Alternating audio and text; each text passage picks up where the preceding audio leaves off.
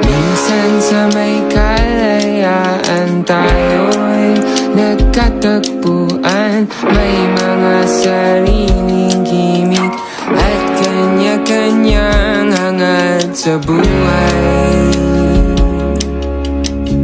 Sa ilalim ng isang bubong, mga sikretong ibinubulong. Kahit na anong mangyari,